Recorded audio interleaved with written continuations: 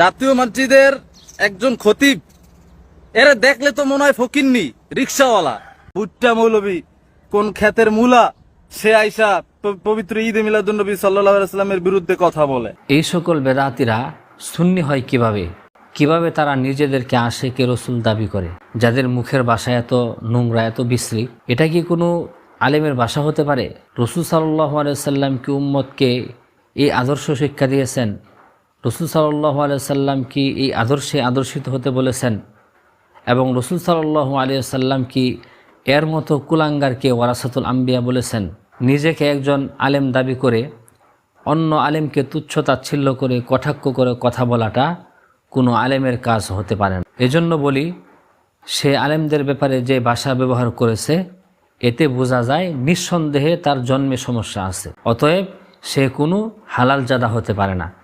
যদি সে তার বাবার হালালজাদা হইতো, তাহলে আলেমদেরকে নিয়ে এমন ভাষায় কথা বলতে পারতো না, এইভাবে গালিগালাজ করতে পারতো না। প্রিয় দর্শক, এই কথাগুলো এজন্যই বললাম, কারণ এই বেদাতি খুবই জঘন্য এবং নোংরা ভাষায় আমাদের কওমি উলামায়ে কেরামদেরকে গালিগালাজ করেছে, এমনকি চ্যালেঞ্জ করেছে তার এই ভিডিওর জবাব দেওয়ার জন্য। কুল বিফাদলিল্লাহি ওয়া বিরহমাতিহি ফাবিযালিকা ফালইফরাহু।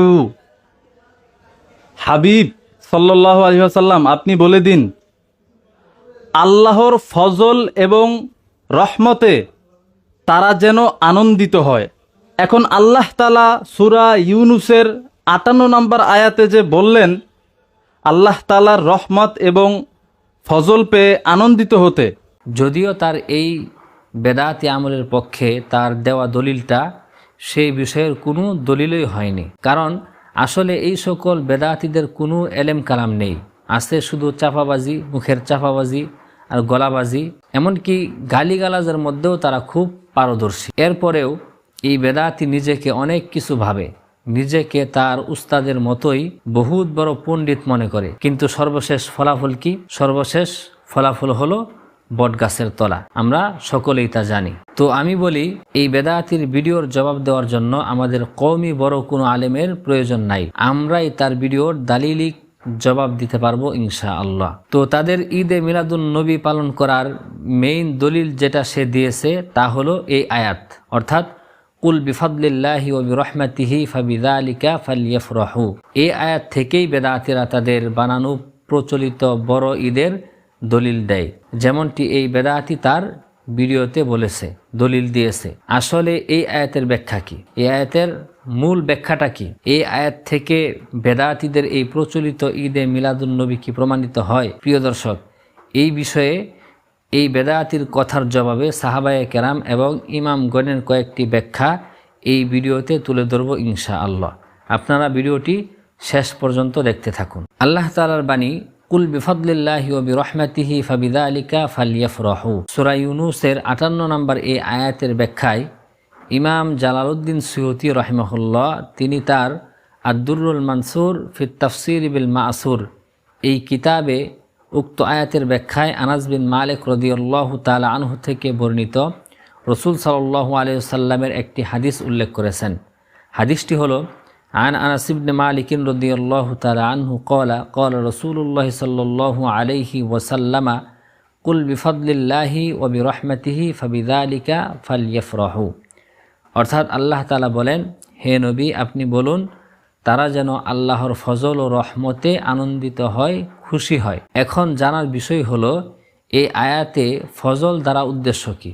এই আয়াতের মধ্যে যে আল্লাহ তাআলা বলছেন বিফাদলিল্লাহি, ফজলের কারণে, অর্থাৎ ফজলের কারণে যেন তারা ফালইফরাহু আনন্দিত হয়। তো এই আয়াতের মধ্যে ফজল দ্বারা উদ্দেশ্য কি? রাসূল সাল্লাল্লাহু আলাইহি ওয়াসাল্লাম বলেন, ফাদলুল্লাহি আল কুরআন, ফজল দ্বারা উদ্দেশ্য হলো আল কুরআন, অর্থাৎ আল্লাহ রাব্বুল আলামিন আমাদেরকে তার অনুগ্রহে কুরআন দান করেছেন। তো রহমত দ্বারা উদ্দেশ্য কি? রাসূল সাল্লাল্লাহু আলাইহি ওয়াসাল্লাম বলেন, রাহমাতুহু আন জাআলাকুম মিন আহলি।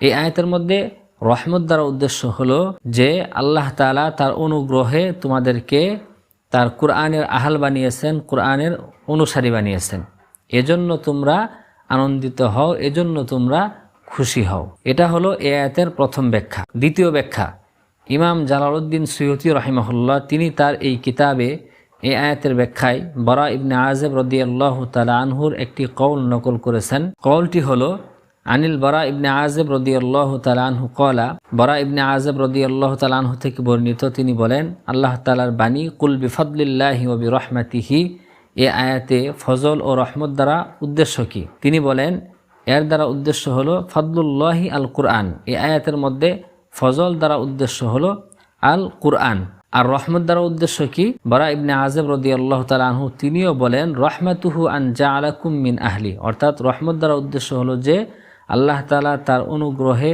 তোমাদেরকে তার কুরআনের আহাল বানিয়েছেন, কুরআনের ধারক বাহক বানিয়েছেন, কুরআনের অনুসারী বানিয়েছেন। এজন্য তোমরা আনন্দিত হও, এজন্য তোমরা খুশি হও। এটাই আল্লাহ তাআলা বলতেছেন যে কুল বিফাদলিল্লাহি ওয়া বিরহমাতিহি, হে নবী আপনি বলুন তারা যেন আনন্দিত হয় আল্লাহ তাআলার ফজল পেয়ে, আল্লাহ তাআলার রহমত পেয়ে। প্রিয় দর্শক, এই ব্যাখ্যাটি ইমাম তাবরানী রাহিমাহুল্লাহ তার মুআজামুল আওসাত নামক গ্রন্থেও তিনি উল্লেখ করেছেন। এই আয়াতের তৃতীয় ব্যাখ্যা ইমাম জালালউদ্দিন সুয়ুতি রাহিমাহুল্লাহ তিনি তার এই কিতাবে এই আয়াতের ব্যাখ্যায় আবু সাঈদ খুদরি রাদিয়াল্লাহু তাআলা আনহুর একটি কওল নকল করেছেন। কওলটি হলো আন আবি সাঈদিনিল খুদরি রাদিয়াল্লাহু তাআলা আনহু ফি কওলিহি কুল বিফাদলিল্লাহি ওয়া বিরহমাতিহি ফাবিযালিকা ফালইফরাহু, অর্থাৎ আবু সাঈদ খুদরি রাদিয়াল্লাহু তাআলা আনহু থেকে বর্ণিত, তিনি বলেন আল্লাহ তাআলার বাণী কুল বিফাদলিল্লাহি ওয়া বিরহমাতিহি ফাবিযালিকা ফালইফরাহু, এই আয়াতের মধ্যে ফজল দ্বারা উদ্দেশ্য হলো আল কুরআন, ওয়া বিরহমাতিহি রহমত দ্বারা উদ্দেশ্য হলো আন জাআলাকুম মিন আহলি, অর্থাৎ তিনি আল্লাহ তাআলা তোমাদেরকে তার অনুগ্রহে কুরআনের আহাল বানিয়েছেন,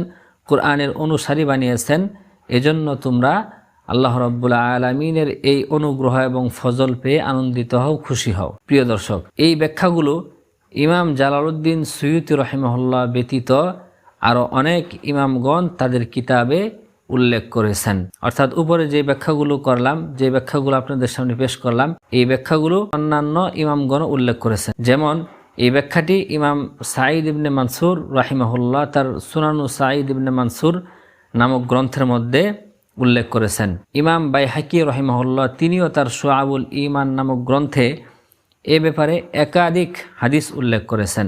যেমন এখানে সেই হাদিসের নাম্বারগুলো আপনাদের সামনে তুলে ধরা হলো। 2595 নাম্বার হাদিস, 2596 নাম্বার হাদিস, 2597 নাম্বার হাদিস, 2598 নাম্বার হাদিস, 2599 নাম্বার হাদিস এবং 2600 নাম্বার হাদিস, 2601 নাম্বার হাদিস, 2602 নাম্বার হাদিস। এই হাদিসগুলোর মধ্যেও ফজল দ্বারা উদ্দেশ্য হলো ইসলাম আর রহমত দ্বারা উদ্দেশ্য হলো আল কুরআন।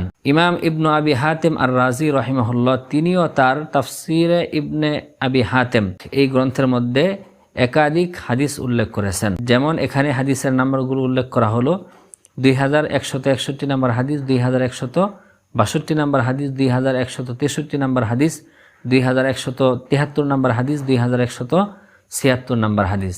এই হাদিসগুলোর মধ্যেও রহমত দ্বারা উদ্দেশ্য হলো আল কুরআন এবং ফজল দ্বারা উদ্দেশ্য হলো আল ইসলাম। এই আয়াতের 4 নাম্বার ব্যাখ্যা ইমাম জালালউদ্দিন সুয়ুতি রাহিমাহুল্লাহ তিনি তার এই কিতাবে এই আয়াতের ব্যাখ্যায় আব্দুল্লাহ ইবনে আব্বাস রাদিয়াল্লাহু তাআলা আনহুর কওল নকল করেছেন। কওলটি হলো আন ইবনে আব্বাস রাদিয়াল্লাহু তাআলা আনহু ফি কওলিহি তাআলা কুল বিফাদলিল্লাহি ওয়া বিরহমাতিহি ফাবিযালিকা ফালইফরাহু। আব্দুল্লাহ ইবনে আব্বাস রাদিয়াল্লাহু তাআলা আনহু থেকে বর্ণিত, তিনি বলেন আল্লাহ তাআলার বাণী কুল বিফাদলিল্লাহি ওয়া বিরহমাতিহি, এই আয়াতে ফজল ও রহমত দ্বারা উদ্দেশ্য কি? তিনি বলেন বিকিতাবিল্লাহি ওয়া বিল ইসলামি, অর্থাৎ ফজল দ্বারা উদ্দেশ্য হলো আল ইসলাম, ফাদলুহু আল ইসলাম, আর রহমত দ্বারা উদ্দেশ্য হলো আল কুরআন। 5 নম্বর ব্যাখ্যা ইমাম জালালউদ্দিন সুয়ুতি রাহিমাহুল্লাহ তিনি তার এই কিতাবে সূরা ইউনূসের 58 নম্বর এই আয়াতের ব্যাখ্যায় আব্দুল্লাহ ইবনে আব্বাস রাদিয়াল্লাহু তাআলা আনহুর আরেকটি কওল নকল করেছেন। কওলটি হলো আন ইবনে আব্বাস রাদিয়াল্লাহু তাআলা আনহু ফি কওলিহি কুল বিফাদলিল্লাহি ওয়া বিরহমাতিহি। আব্দুল্লাহ ইবনে আব্বাস রাদিয়াল্লাহু তাআলা আনহু থেকে বর্ণিত, তিনি বলেন আল্লাহ তাআলার বাণী কুল বিফাদলিল্লাহি ওয়া বিরহমাতিহি, এই আয়াতের মধ্যে ফজল দ্বারা উদ্দেশ্য হলো আল ইসলাম, ফাদলুহু আল ইসলাম ও রহমাতুহু আল কুরআন, আর রহমত দ্বারা উদ্দেশ্য হলো আল কুরআন।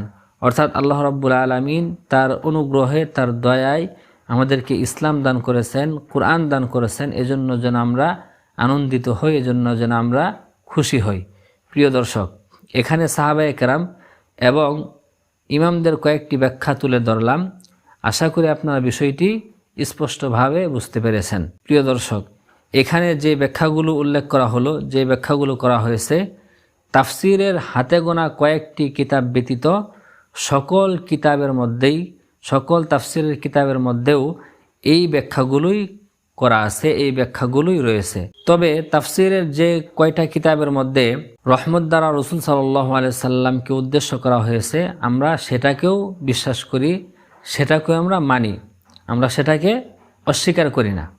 তবে এখানে মূল বিষয় হলো যে বেদাতিরা এই আয়াত থেকে তাদের প্রচলিত ঈদে মিলাদুন্নবীর যেই দলিল দিয়ে থাকে, আসলে তাদের সেই ঈদে মিলাদুন্নবী প্রমাণিত হয় কিনা, সেটাই হলো এখানে আলোচনার বিষয়। তো তাফসিরের অধিকাংশ কিতাবের মধ্যে রহমত দ্বারা উদ্দেশ্য হলো আল কুরআন এবং ফজল দ্বারা উদ্দেশ্য হলো আল ইসলাম। এমনকি এই বেদাতি সে তাফসিরের যেই কিতাব থেকে দলিল দিয়েছে, অর্থাৎ তাফসিরে ফখরুর রাজি, সেখানেও এই ব্যাখ্যাটি রয়েছে, কিন্তু এই বেদাতি তা গোপন করেছে। অথচ কয়েক লাইন পরেই ফজল এবং রহমত শব্দের ব্যাখ্যাটা দেওয়া আছে, কিন্তু সে এই ব্যাখ্যাটি বলেনি, সে এই ব্যাখ্যাটি ভিডিওর মধ্যে পেশ করেনি। ব্যাখ্যাটি হলো আম্মাল মুফাসসিরুনা ফাকালু ফাদলুল্লাহি আল ইসলাম ওয়া রাহমাতুহু আল কুরআন। অর্থাৎ মুফাসসিরিনে কেরামগণ বলেন এই আয়াতের মধ্যে ফজল দ্বারা উদ্দেশ্য হলো আল ইসলাম এবং রহমত দ্বারা উদ্দেশ্য হলো আল কুরআন।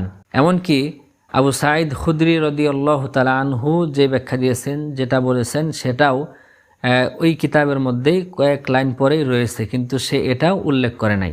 অর্থাৎ আবু সাঈদ খুদরি রাদিয়াল্লাহু তাআলা আনহুর ব্যাখ্যাটি হলো, তিনি বলেন ফাদলুল্লাহি আল কুরআন, ফজল দ্বারা উদ্দেশ্য হলো আল কুরআন, ও রাহমাতুহু আন জাআলাকুম মিন আহলি, আর এই আয়াতে রহমত দ্বারা উদ্দেশ্য হলো আল্লাহ রাব্বুল আলামিন তোমাদেরকে সেই কোরআনের আহাল বানিয়েছেন, কোরআনের অনুসারী বানিয়েছেন। প্রিয় দর্শক, এই হলো সূরা ইউনূসের 58 নম্বর আয়াতের ব্যাখ্যা, যেখানে ফজল দ্বারা উদ্দেশ্য হলো ইসলাম আর রহমত দ্বারা উদ্দেশ্য হলো আল কুরআন। কিন্তু বেদাতিরা আল্লাহ এবং রসুল সাল্লাল্লাহু আলাইহি সাল্লামের দেওয়া 2 ঈদ বাদ দিয়ে নিজেরাই বড় একটি ঈদ বানিয়ে নিয়েছে এবং এটাকে তারা সওয়াব অর্জনের একটি মাধ্যম হিসেবেও গ্রহণ করেছে।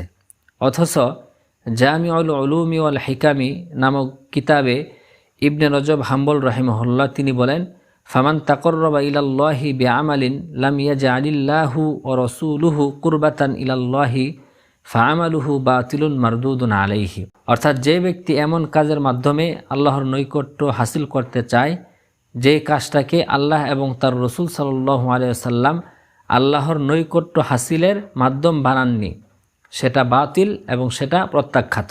সুতরাং এই ঈদ নামক বেদাত কাজটাও বাতিল, কারণ রসুল সাল্লাল্লাহু আলাইহি ওয়াসাল্লামের যুগ থেকে নিয়ে আজ পর্যন্ত কেউ এই ঈদে মিলাদুন্নবী বা এই ঈদ পালন করেননি। কিন্তু বেদাতিরা এটাকে সাইয়্যিদুল আয়াদ, অর্থাৎ সকল ঈদের সেরা ঈদ বলে দাবি করে এবং সেটা তারা পালন করে। এই হলো বন্ড বেদাতিদের অবস্থা। প্রিয় দর্শক, তার ভিডিওর আরেকটি বিষয় হলো, সে বলেছে ঈদ বলা হয় ওই আনন্দকে যা প্রত্যেক বছরে আসে।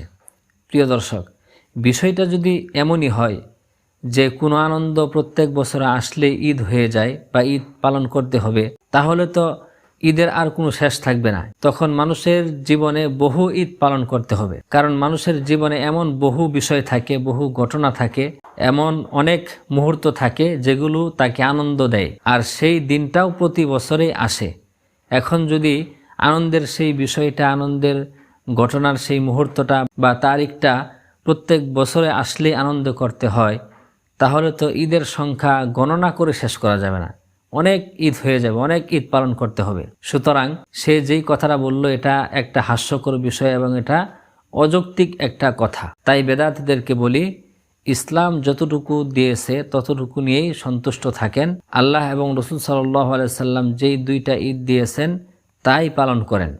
রসুল সাল্লাল্লাহু আলাইহি সাল্লাম কোনো হাদিসের মধ্যে এই ঈদে মিলাদুন্নবী পালন করতে বলেননি। তার ভিডিওর আরেকটি বিষয় হলো, সে বারবার বলেছে যে আব্দুল্লাহ ইবনে আব্বাস রাদিয়াল্লাহু তাআলা আনহু ঈদ পালন করতে বলেছেন। আল্লাহ তাআলার ফজল এবং রহমত পেয়ে আব্দুল্লাহ ইবনে আব্বাস রাদিয়াল্লাহু তাআলা আনহু ঈদ পালন করতে বলেছেন। আচ্ছা, আব্দুল্লাহ ইবনে আব্বাস রাদিয়াল্লাহু তাআলা আনহু যদি ঈদ পালন করতে বলেই থাকেন, তাহলে তো এই বেদাতির এই ভিডিওতে এটাও বলার দরকার ছিল যে আব্দুল্লাহ ইবনে আব্বাস রাদিয়াল্লাহু তাআলা আনহু কোন পদ্ধতিতে ঈদ পালন করতে বলেছেন। কিন্তু এই বেদাতি আব্দুল্লাহ ইবনে আব্বাস রাদিয়াল্লাহু তাআলা আনহু কোন পদ্ধতিতে ঈদে মিলাদুন্নবী পালন করতে বলেছেন সেই পদ্ধতি সে কিন্তু এখানে বলে নাই। রাসূল সাল্লাল্লাহু আলাইহি ওয়াসাল্লাম এবং রাসূল সাল্লাল্লাহু আলাইহি ওয়াসাল্লামের সাহাবায়ে কেরামগণ কেউ এই ঈদ পালন করেন নাই। এজন্যই এই ঈদ নামে ইসলামের মধ্যে কোনো ঈদ নাই। এই ঈদ বানিয়েছে এই সকল বেদাতিরা। আসলে তারা তাদের বেদাতকে প্রতিষ্ঠা করার জন্য তারা কোরআন হাদিস থেকেই দলিল দেয়, কোরআন হাদিস থেকেই তারা মানুষের কাছে এই বেদাতগুলো প্রচার করে, কিন্তু তারা ভুলভাবে প্রচার করে। তারা কোরআন এবং হাদিসের সঠিক ব্যাখ্যাটা মানুষের কাছে উপস্থাপন করে না, বা তাদের ইলমের কমতি থাকার কারণে, তাদের ইলম কম থাকার কারণে সেই বিষয়গুলো তারা বুঝতে পারে না।